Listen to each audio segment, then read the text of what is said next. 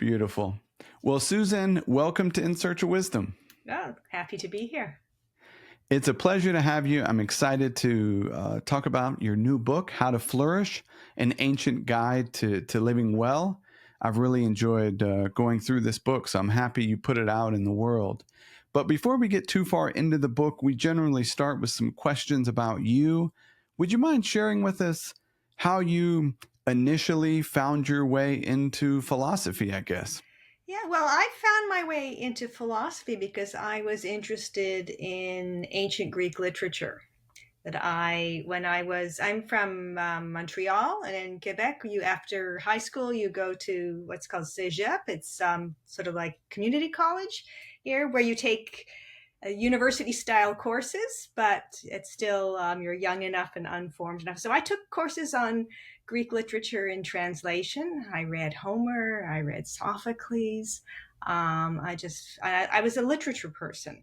So I decided when I went to university, I wanted to study the classics as Greek and Latin. I'd done some Latin in high school, but I didn't know any Greek, but I knew it was Greek authors I wanted to read. So I went to the University of Toronto, which had a great classics faculty.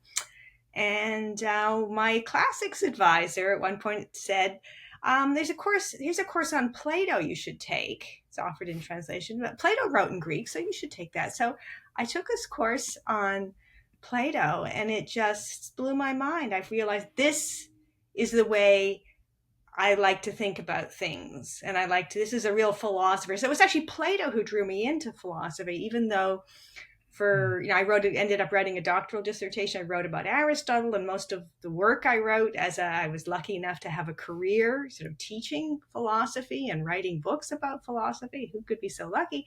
It was mainly about Aristotle, and I've made my way back to Plato now. I'm doing a lot of work on Plato now, but it was Plato's depiction of philosophy in his dialogues that I kind of stumbled into.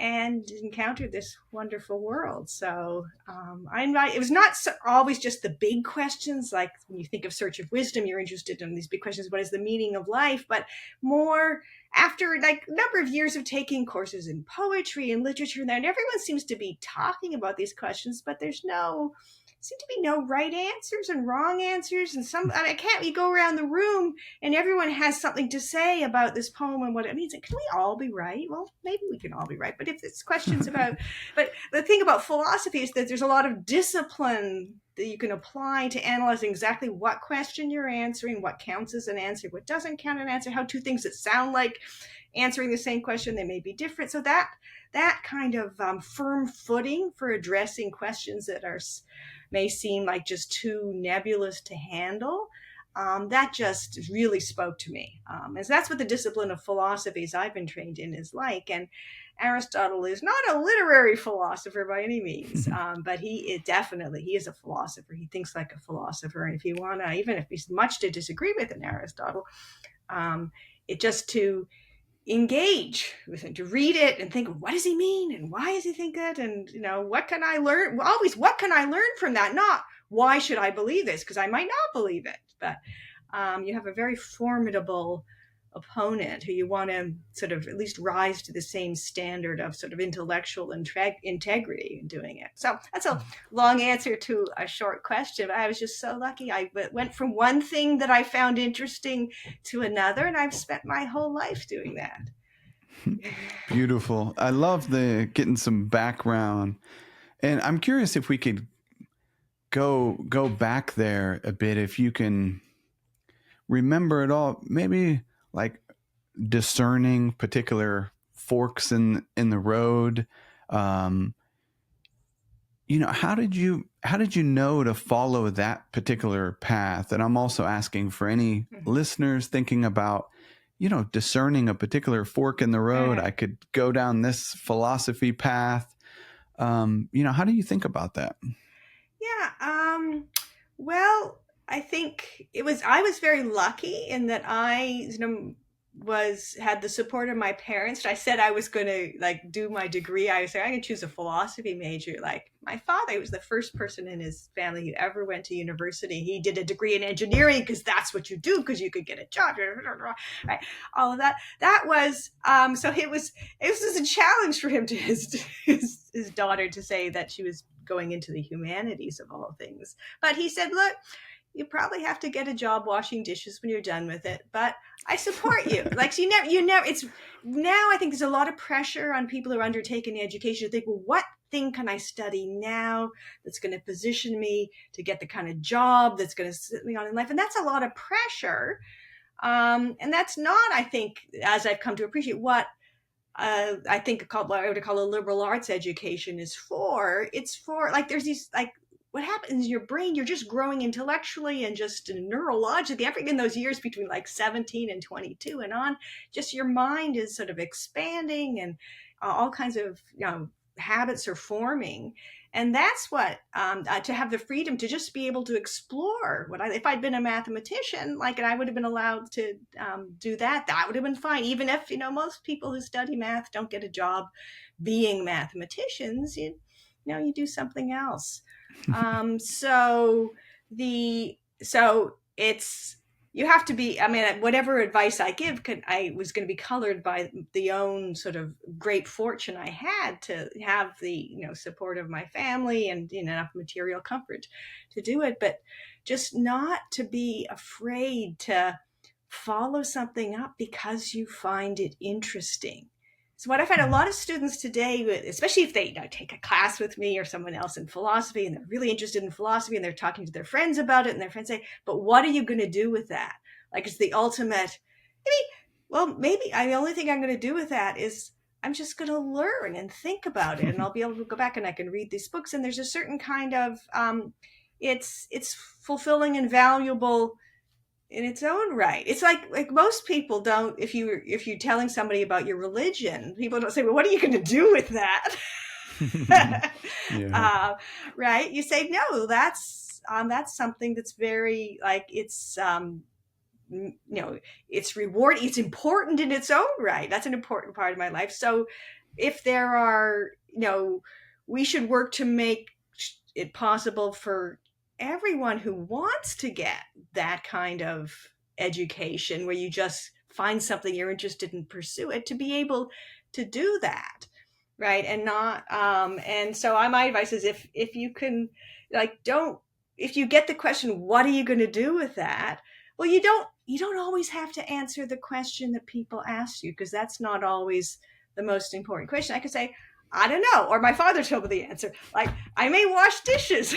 And also, you try and guess what major to take now in order to get a good job. You're going to be wrong in 4 years. And certainly, maybe if you're not wrong in 4 years, in 7 years, what you need is, you might say, the skills, like, to be adaptable, but just to cultivate your own curiosity and your interests. It's sort of being true to yourself, but also it's not being like gazing at your navel the whole time. It's a way of different people are interested in different things. Some of us are good at, like, burrowing into old stuff and old texts, like I am, and other people are good at teaching others. Other people are good at the stuff my dad was good at, like engineering, and they can build things, and the world needs all of us. Mm-hmm. So I'd say, don't just, if you get that question and the question stumps you, just take a breath and think, well, yeah, I don't know what I'm going to do with it, but here's something, but here's what I really find interesting. I love it. I think a related question to that sometimes comes up on the podcast is related to, like, this search for wisdom. Mm-hmm. Like, as you talked about, there's many different paths and there's so many different things, but it does seem like there's maybe something that really grabs a hold of someone in the way of just this deep curiosity and wonder around something, and it starts this particular search that often lasts a lifetime, and that comes up is a common thread with many guests that we've had on. Sometimes it's silent meditation. Sometimes it's this, sometimes it's that. But how do you make sense of maybe our call or desire to seek wisdom and follow some particular path? Yeah, well, it's incredibly human. That maybe if you think of what do all humans have in common, like this, in fact, I could quote Aristotle and say um, that we all have the desire to understand or desire to know. Or I mean, wisdom is like one word, like for the for what it is that we're seeking. So we all like have that in us, especially like when we're 4 year olds. If you've ever been around or raised a child, they're full of why. And there is, I think, it's just because we have all this kind of excess mental capacity in a way, because the way our, like, for a matter of evolution, our brains develop, we don't have to be always thinking. We have more than enough processing power, you might say, to take care of basic survival and things. And we have stuff left over, and we can think about, like, what is it all about? Like, what is the meaning of life? And I guess in my own experience of this, and maybe I don't know how typical this would be, I never would have thought what I was engaged in was the pursuit of wisdom in that way, because that almost sounds like you're looking for someone to tell you answers, or you have some view about what the thing is you want to be wise. I just had questions, and it was just so interesting. So I was engaged in certain kinds of pursuits that, like, are what you do if you're kind of looking for wisdom. And then I found some philosophers, I guess, like Aristotle, who thinks, and Plato thinks about these things. And maybe now that I'm older and I've raised a family and I've had a career and I had to do things like figure out, like, how to run a department, how to manage colleagues, and how to deal with bureaucracy, and how to figure out how to balance your checkbook and deal with the insurance company and all of those things. Like, then I can sort of, now I think maybe I'm closer to having like some wisdom in the sense of thinking about what's important in life, and also where I am and how I kind of fit Mhm. into that. And I'm always learning new things, like either about how the world, or yeah, that's why, yeah. I realized recently that I spent some time in departmental administration. We all have to be, you can chair a department, and you have to kind of, I figured that leadership is like about two things, right? You want to kind of inspire people to do things, right? Have goals, and then you also have to manage them. And when you manage people, you have to get them to do things, right? And that's some people are really good. That's the people who get good evaluations, and being good at their management jobs. They're good at getting people to do things. I could never get my kids to do things or get my colleagues to do things or that. But I thought I was pretty good on, like, organizing tasks and keeping. I could run something, but the idea of leadership is actually something very different. So I found something about what I'm good at. That's a certain kind of self-knowledge. Um, and it's a wisdom that would fall under, I think, self-knowledge. I think self-knowledge is a very, maybe not underappreciated, but certainly very important component of what we might think of as wisdom. Yeah. It's so interesting how many different little paths, whether you think of this search or the seeking, yourself, life, the world, others. I mean, there's so many little different things in the way of this search for greater understanding of things. And I'm excited to do a little bit of that to transition into the book. I've got a few terms here that maybe we could Okay. talk about to get us started.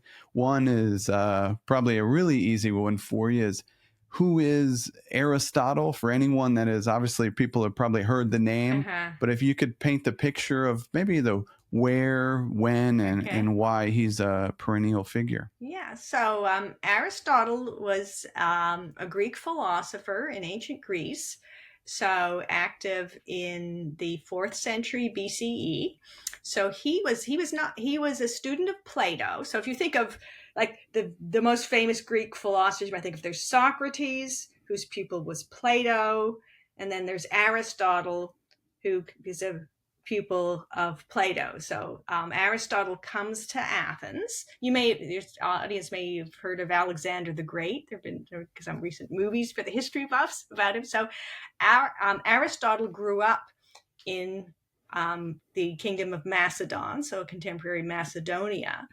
And his father was court physician to the court of Philip, King Philip, father of Alexander the Great. So he was, part of the sort of the high society in Macedonia. But he came to Athens as a 17-year-old, so he sent from Macedonia to Athens, where Athens was where Plato's Academy was. And so he enrolled in Plato's Academy the way we send our children when they're 17 and 18-year-olds who enroll in the university of whatever.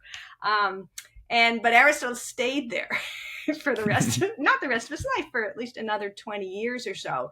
So there were no diplomas. You didn't have to leave. It was a research center. So he was a member of Plato's Academy. He became a philosopher in his own right. And then after Plato died, Aristotle left Athens for a while, but he came back and then he founded his own school, the Lyceum. So all of our own vocabulary, like we talk about the academy, like this is higher education. That's Plato's Academy was the name of the original institution of higher education in this tradition. And a Lyceum, often in French you talk about lycée, so it's like a college or high school. That comes from the Lyceum. So Aristotle founded his school, the Lyceum. And he stayed in Athens until just before he died, which was the year just after Alexander, his pupil, because Aristotle had actually been a tutor to Alexander at some point in his career. Alexander the Great, who had conquered most of the Greek world. There was a lot of anti-Macedonian sentiment in Athens just after Alexander died. And Aristotle was a resident alien, his status was a medic. He wasn't Athenian. He was politically vulnerable. He left and he retreated to lived on an island. And he died there within the year. I think he died at the age of 62, around 322 BCE. I have a curiosity question. Any sort of idea when you think of him at 17, heading to Plato's Academy, any sort of info on how many students might have been a part of Plato's Academy? Are we talking like hundreds, thousands? Any sort of idea? No, so again, this is like over 2,000 years ago. We have really sort of fragmentary remains, but it would be in the matter of I think there might be dozens, right? Yeah. Of people. It was not an institution of higher education. It isn't like the University of Georgia, right? Or University of Toronto when I was an undergrad. It was nothing like, there was no formal curriculum. No, it was a very, he was sort of into the sort of the household. It's like a small estate. You can still find, there know where the academy was in Athens. It's not big enough for there to have been, thousands of people. So it's like a circle of friends. Nice. And another term that comes up early on in the book is this Greek term eudaimonia. How should we think about that today? Well, I guess eudaimonia is the central term in the ethical tradition that comes out of ancient Greek. And I think the way to translate it is happiness, right? But when we translate eudaimonia as happiness, we have to be kind of very broad-minded and think, what do we think of as happiness? There's a very, terminology and words change their meanings over centuries, even within the same language. I'm very much a language nerd. So thinking about how we get a lot of our terms from Greek and Latin, and then even how Greek terms get their etymology, kind of think about. But if you think about how even the English term happiness, if you look it up in a big historical dictionary, like the Oxford English Dictionary, which will tell you, go back centuries of how a term was used, you find that happiness was used to talk about someone, you're happy, not you're feeling good, but rather you're doing well, right? And so in a good example of this, a related term in Greek that Aristotle uses interchangeably with eudaimonia, or at least with the adjective, is makarios. So, and that's how, if you might describe, if you're a pagan Greek of Aristotle's era, and you want to talk about the gods, you could say they are makarioi. So that's to say they are blessed, right? So we use the term kind of blessed. It has a really theological context, but that's, but if you think of in the New Testament, if you think of the Beatitudes, right, in the Gospel, so blessed are the meek, for they shall inherit the earth. That's translated from Greek, and the Greek, which is several centuries later than Aristotle, is blessed translates makarios, and makarios means the same thing as eudaimonia in lots of contexts. So what you have is, so it's those are, when you say blessed are the meek, you're not saying they feel really good, right? You're saying that they are, benefits come to them. It's not just that they get this reward, but this is saying this is, the best kind of life. This is an amazingly good life, like inheriting the earth. Like then you have to, that's how, a life in which you are meek and then the world is yours, and you have to figure out what that means. But that's that's an endorsement of what counts in life. So eudaimonia is the central term in Greek ethics, and Aristotle actually was probably the philosopher who made that the central question. So as Aristotle's the one who said, like, the question is, what is his whole ethical treatise, in fact, the one that I've excerpted in this book, How to Flourish, is all trying to answer the question, what is happiness? And he's really asking, how should we live? Right? And so how can we be eudaimons? If you want to live a blessed life in a certain idiom, or if you want to live a happy life, and you think if you're a parent, what do you wish for your children to have? Happiness, a good life, like that's what eudaimonia involves. So it's almost, it's hard to translate, but we have to translate it. Yeah. And something that comes up in the book is this idea that happiness is for its own sake, kind of not some other end like other things. Could you talk a bit about that? Yeah. So, so if it's sort of if you read Plato, you get the sense from the figure of Socrates, as usually the speaker thinks, that happiness is the most important question in his life is, how can we be happy? Aristotle puts this kind of structure on what he's, I'm not going to tell you exactly like all the details of how to live a happy life, whether you should be a dentist or whether you should be a plumber or like what you should do, none of that. But we can just think about happiness it's something, it's good. And what is it to be good? Well, to be good is to be something that's worth desiring. It's to aim for. And there are different kinds of goods. You can just say things that we value are valuable. They're valuable for their own sake. And they can also be valuable for the sake of other things. There are some things that are valuable only like for the sake of other things, like having a root canal. That's valuable for the sake of dental health and avoiding pain, but it's not like valuable for its own sake. So if you think of what is happiness in the most abstract terms possible, where there's going to be lots of variety, how you fill it in, and given your life circumstances, your historical circumstances, that it's sort of the ultimate goal in life. So you think of happiness as something that's valuable for its own sake, right? Not because it gets you something else, but rather it's so your way of thinking of it's what's ultimately worthwhile, where that formulation plays the same role as for its own sake. So if you're inquiring to what is happiness, and I think, how should I live my life? That's sort of maybe that Socratic way of forming the question. Where you get to Aristotle is what is ultimately worthwhile in life? Or how do you live your life? How do you conceive of a life that's governed by a commitment to what's ultimately worthwhile? And so you can see, this is how you can think of it in terms of, integrity and thinking about meaning, and having sort of a point to life. If you think, what's the point to this? What's the point to this? You're asking, what is the thing that's worthwhile that you're going to get from it? Sometimes the thing you get from it that's worthwhile is the activity itself, right? That's a friendship is worthwhile for this, right? in a lot of people's lives, religion and its activity is worthwhile for this.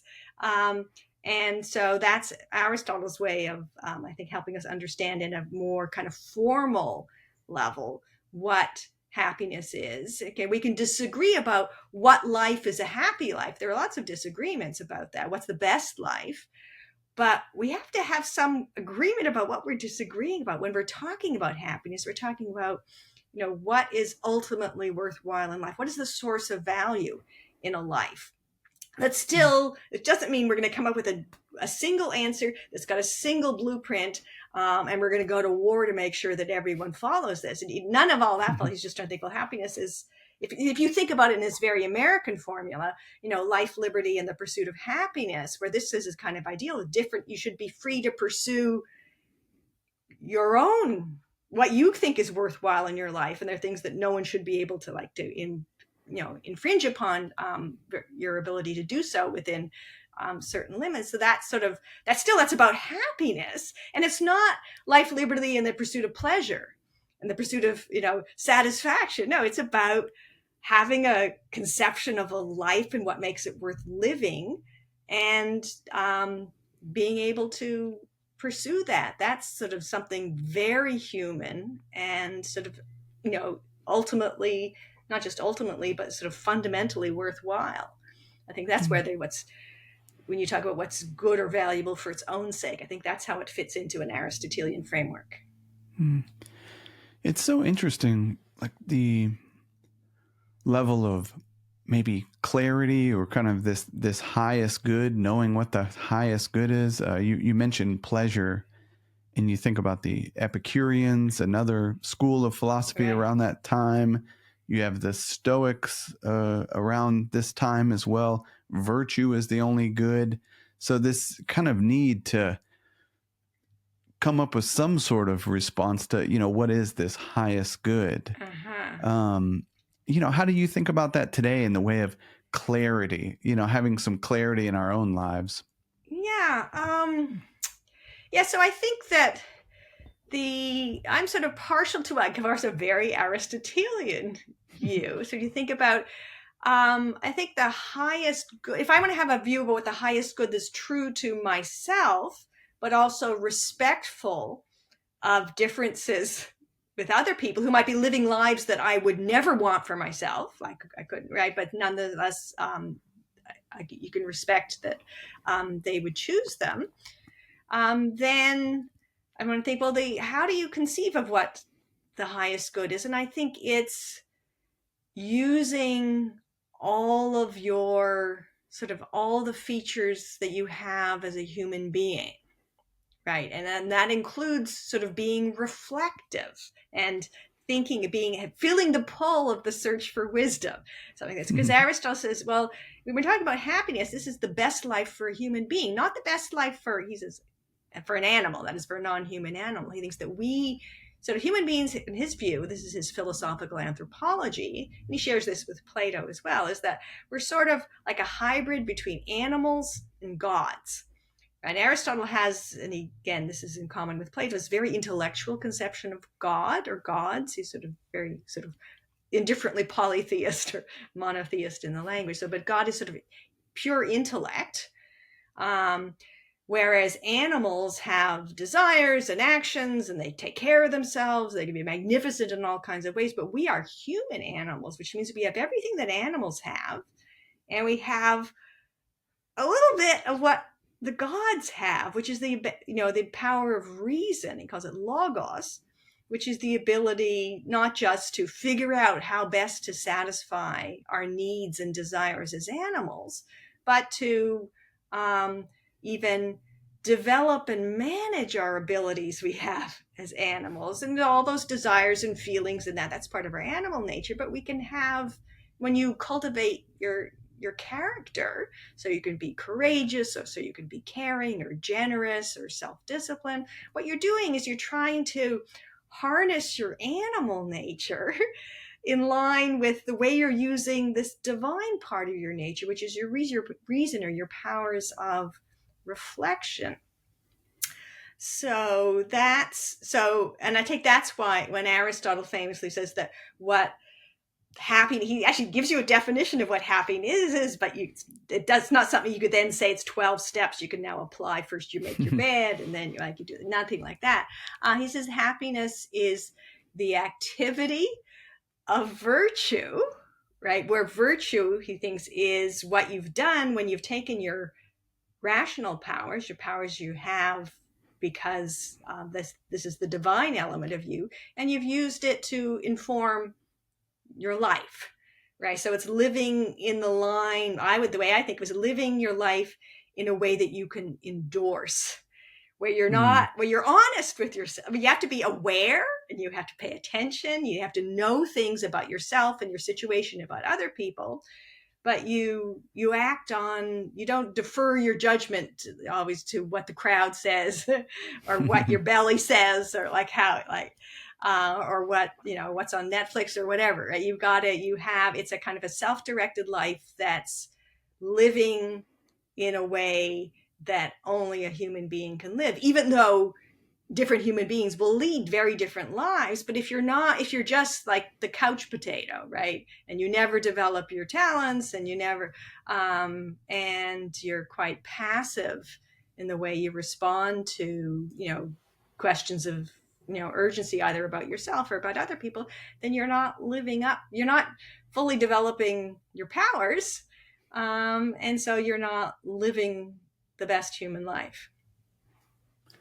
I love this idea of living a life that you can endorse. It reminds me of a previous episode we did a while back, the authors of the Good Life method, and Aristotle comes up in that conversation around contemplation. Mm-hmm. Could you talk a little bit about, what is contemplation? I would assume that would have to be a key ingredient on that endorsement of how do we discern whether it's something we can endorse?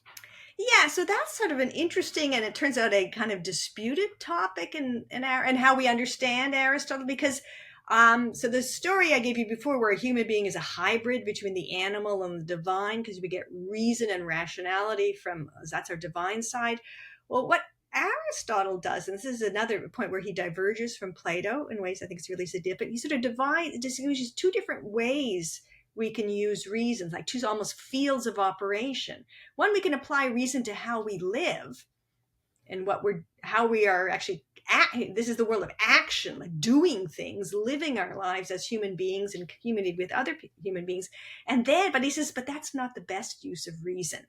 You can use reason to contemplate eternal questions. He says it's presumptuous for you human beings to think that we humans are the best things in the universe. No, he thinks contemplating eternal truths, which he thinks of like mathematics and geometry, and and for him the geometry of the cosmos, and that he thinks this is all the operation of God. He says this is the perfect, rational, entirely universal structure of the universe. What usually gets translated contemplation is theoria.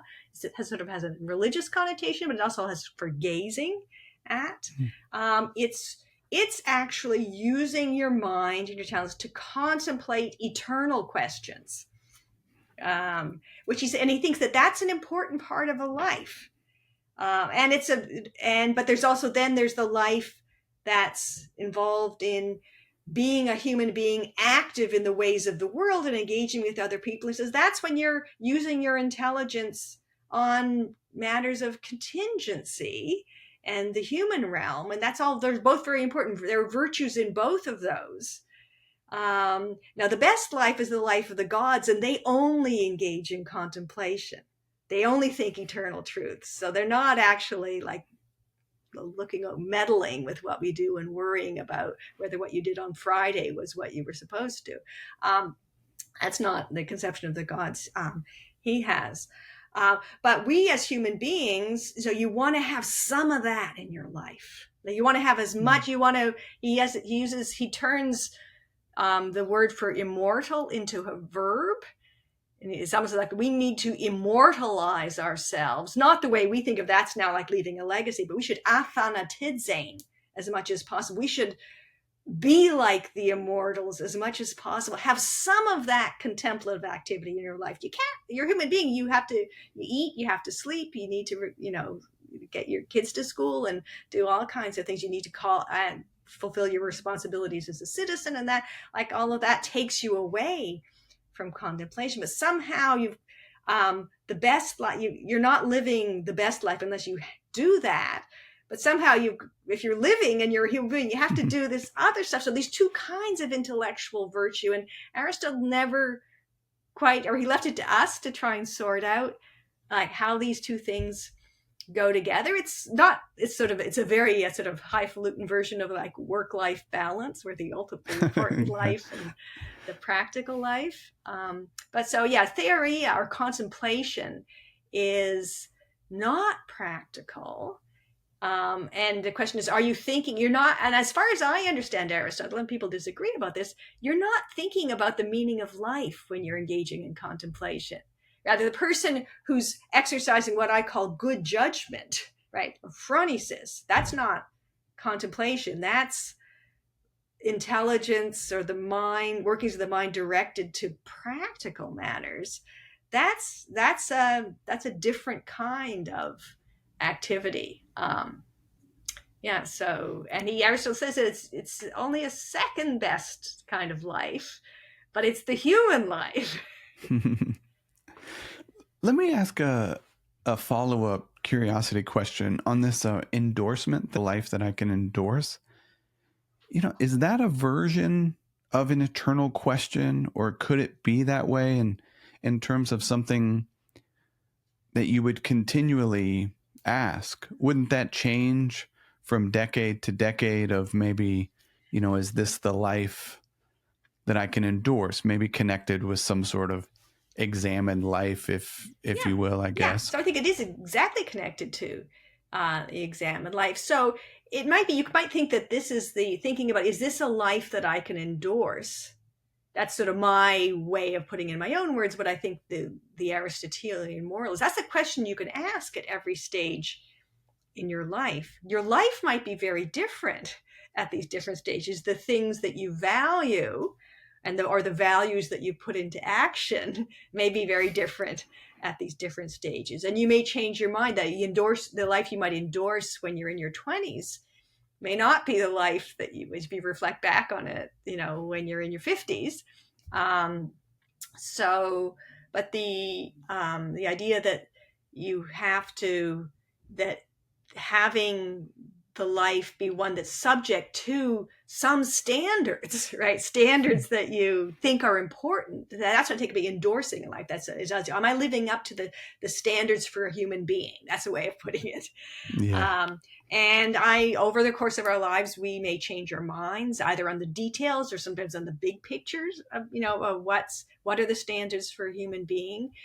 But you can still be living up to what I think of the Aristotelian motto, if you are willing to be honest enough to and sort of to withdraw and reflective enough to say, is this a life I endorse? Yeah. How about this idea of contemplation, thinking, good reasoning? Mm-hmm. Maybe those all shouldn't be in the same bucket. As you talked about, there's some differences.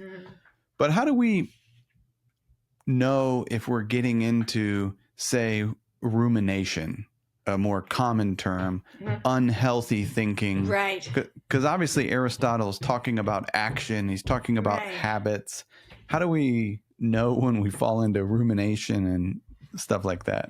Yeah, so that's a very modern kind of question. So Aristotle says there are virtues both of, that involve our desires and our feelings and stuff we do, but there are also a whole host of intellectual virtues.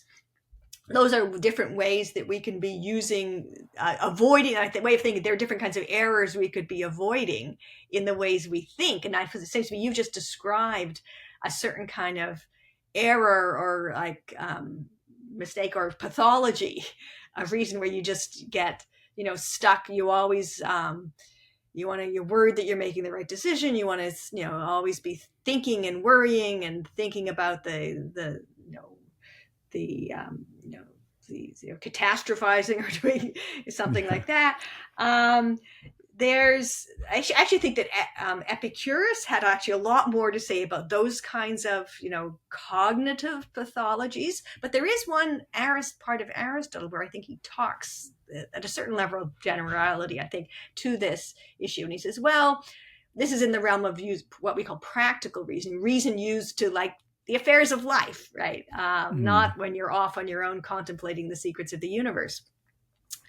And he says, well, the person, if you have practical wisdom, or as I translate, if you have good judgment, like you figure out, like you arrive at like the right account of what you should do. Like you do the right thing and you figure it out. But there are lots of ways, like you could somehow do it by mistake, like by accident. You could also start from the wrong principles if you think what you want to do is, maximize your chances of, earning the most money in like your life, in the next like 20 years or something. And then you like bail on your friends or your family or whatever. So this is kind of a caricature. Like that's a thought. You're starting from the wrong, you can start from the wrong goals. You can also, so you can make mistakes because you start from the wrong goals. You could not make a mistake, but by accident. So you want to really start from a good goal, right? Have the right values and you want to implement them correctly. But you also want to not take forever, like to figure out whether the thing you're going to do is the thing that's going to fit with your goals. That's the kind of when you're totally recycling and maybe even obsessively going over it. That he says, some people like you want to deliberate well. Deliberation is his view of how to connect what you value with what you do. It's how you implement like your values and your actions. So that's deliberation, and it doesn't have to take a long time. Sometimes it's just obvious, like how you implement your values in a certain situation. But sometimes, it does take a little bit of judgment, but at some point you've got to stop deliberating, right? You might need to take like a meta view and think like, how much more can I sort of maximize my, the perfection of my decision here. Look, I've got to buy one of these boxes of cereal, right? Like, I don't need to now look up every item, on the list of ingredients, like on my phone, right? To do it, like that's doing too much, right? So there is finding how you allocate your resources properly to the decisions in life. That's a familiar problem we all face, and that's also how you intellect your intellectual resources. So I think Aristotle has this thing about ruminating too much. He doesn't give you any particular strategies for avoiding the ruminations, where I think Epicurus actually, in some ways, he does give you that, or at least he gives you a few more precepts.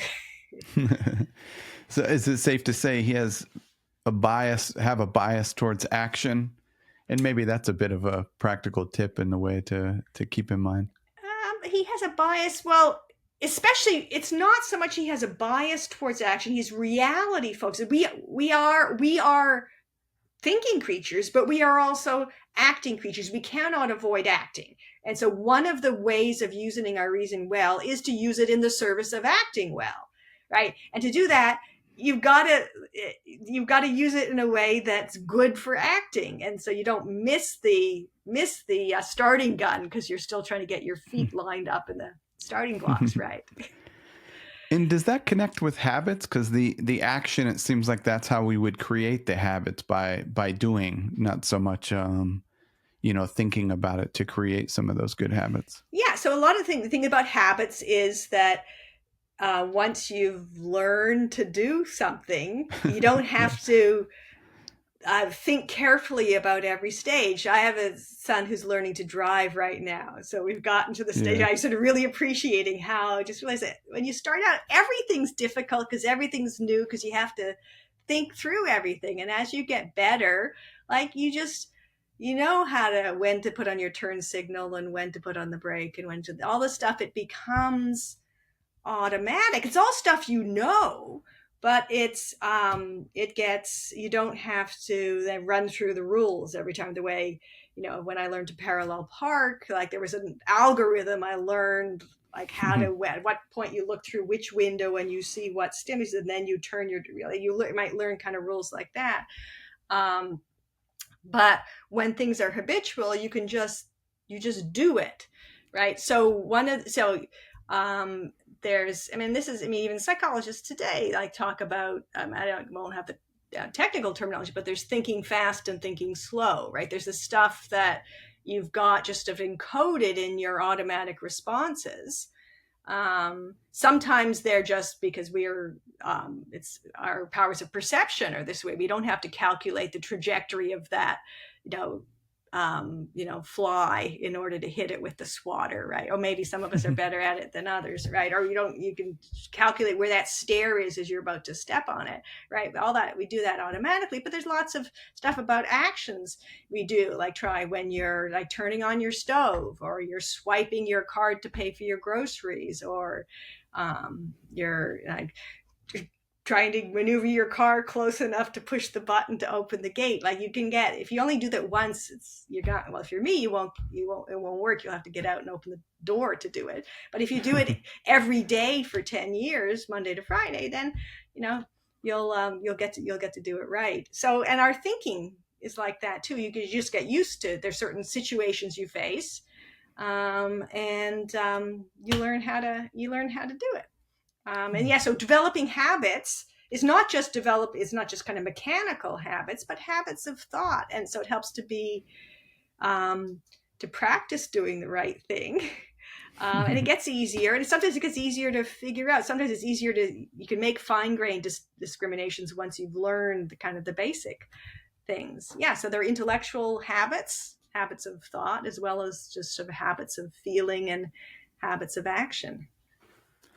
Another popular term from Aristotle is the golden mean. Mm-hmm. I was wondering if you could talk a bit about that. And is that something unique to Aristotle? Is that something that came from someone else? Well, so in Aristotle we get the mean. We don't get the golden.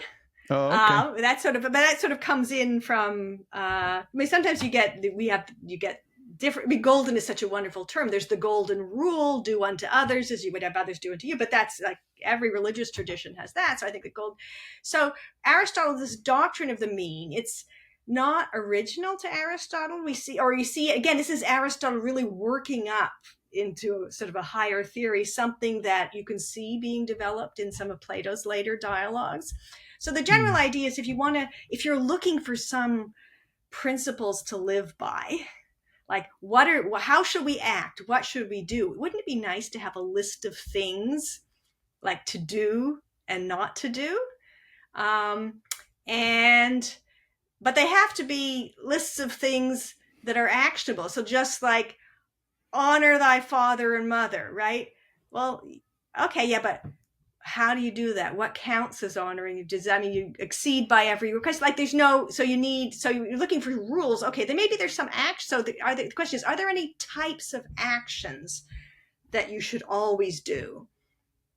And Aristotle's general view is you might say yes, if it's of the honor thy father and thy mother, right? You should always do it. But if it's the always do what your dad says, the answer is going to be no. And so the things that you want so if you want just a sort of a menu of things to do, a list of things that are always to do or always not to do, that you can then act on, the general area of the doctrine of the mean is there is no such list. That is, as he says, his view is, look at adultery is always wrong, right? He says, but sexual relations are not sort of always right or always right. Figure out what counts as adultery. What counts as basically wrongful sex, right? And making money isn't wrong, but in some circumstances it is, in some circumstances it isn't. So you might think for all of the various things that we value and pursue in life, and these are going to be the domains of different virtues. There's a virtue about money. In fact, there are a couple of virtues about how you pursue it, how you give it to your friends, and how you put it to use in your life and in helping other people. There's also pursuing pleasures of like food, drink, and sex. There's a virtue about that one too. But there's not going to be any so that you can always pursue these things, engage in things. Sometimes it's right, sometimes it's wrong, right? And over the course of a lifetime, you can say you could have done this thing too much, like because you did it on sometimes when you shouldn't have, or you might do it too little because you missed out on occasions when you should have, right? So that's kind of the doctrine of the mean. If you sort of quantify over a whole life, and you think of did you do it did you always get it right? It says no, right? So the idea is that sometimes sometimes and in some circumstances, it's something you should do, or at any rate that it's okay to do. And sometimes in some circumstances, you shouldn't do it. But in other kinds of cases, it may be okay to do. So that's the doctrine of the mean. There are extremes, like there's too much and too little, which is sort of that in itself is kind of like a metaphor. It's not like the volume on your stereo. It's either too high or too low, because most action types have all kinds of circumstances that you can't just plot along a single line. It might be a cluster of actions of pursuing money or engaging, pursuing bodily pleasures that are perfectly okay. And then there's the excessive and there's the deficient on all kinds of different means. So it ends up being if you think that Aristotle is going to give you rules to live by, and it's the doctrine of the mean, so don't go to excess and don't be deficient. Well, thanks a lot, right? And he even recognizes, he says, yeah, if you give a very abstract account of what a virtue of character is, it's a cultivated disposition to do the right thing at the right time. And if it's a virtue concerning food, drink, and sex, it's to pursue and engage in these things at the right time, but not at the wrong times, and to do as what good judgment tells you, right? And then he says, yeah. So now, when we talk about the intellectual virtues, let's talk about good judgment. He says, you may not have found it very helpful when I said that you should do neither too much nor too little, but as good judgment tells you, well, let's just think about good judgment now. He never gives you any rules for what good judgment is, but he sort of puts it he sort of contextualizes it and thinks of other ways we use reason, like he compares good judgment, how you apply to your life, compared with this more contemplative use of considering, eternal questions, and how you think about and how good judgment, how you can cultivate good judgment without him giving you, the rules. He says, well, pay attention to things that distract you, and there are people around you can learn from, and there are temptations that could keep you away from what you know full well that you should have done that, or you shouldn't have done that, and think about why you didn't. And if you work on why you didn't, then you will have improved your ability to exercise good judgment. It's such an interesting thing, I think, that obviously shows up in different wisdom traditions, maybe said different ways, some sort of like the middle way or Delphic maxim, nothing to excess, or something like that. But in a way, it's like you never quite know for sure, in a way, what that, exact mean. Maybe how we kind of want some sort of certainty. We want some sort of, it's exactly 52 degrees this way. It's using some sort of good judgment, some sort of, you do the best you can. Where you're at is such an interesting, but seems to be really a useful thing to have running in the background to maybe keep us off the guardrails and things like that. Yeah, it doesn't. It's more like, yes, you put it, keeping us off the guardrails. It doesn't actually help you settle a really difficult, the most important moral dilemma you faced in your life, and something that they would write in novels and make a movie about in that. And people who think about ethics today, sort of in philosophy courses, often focus on those things. Yeah, Aristotle's you can't find an answer in the book or in any of the books he's written. But he does. It's more. He's thinking about more of everyday life. He actually has more confidence than a lot of people today have that there's a right and a wrong answer in lots of cases. I actually think he allows for a wider array of right answers than a lot of people think he does. But for him, it's most important. He thinks that it's possible to gain wisdom. He thinks societies who raise their children well and run their civic affairs well will teach the next generation the basic values, and by practicing those values yourself you get to be better at them. And so there are a lot of quests. So the most of the challenges you actually face in life, if you want to learn to be a better person, Aristotle thinks you should work on finding out the ways that you don't, what's keeping you from acting on your better judgment. Mm-hmm. What are these kinds of weaknesses, and and that's a kind of self-knowledge.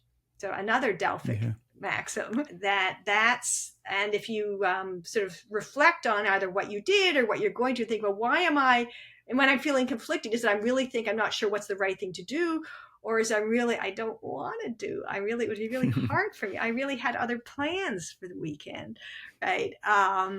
So are you worried about, is this a moral question, or is this actually a question about like self-discipline and Mm. integrity?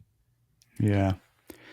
All right. Well, this has been great, Susan. We've made it to this final wrap-up question that we generally ask most guests is, how do you define or think about wisdom in daily life? And I know we've been chatting about that and connected ideas for the last hour, but any sort of brief thoughts around wisdom in daily life? Yeah, so I think that if I was going to put on my Aristotelian hat, and I think that's my hat, it fits.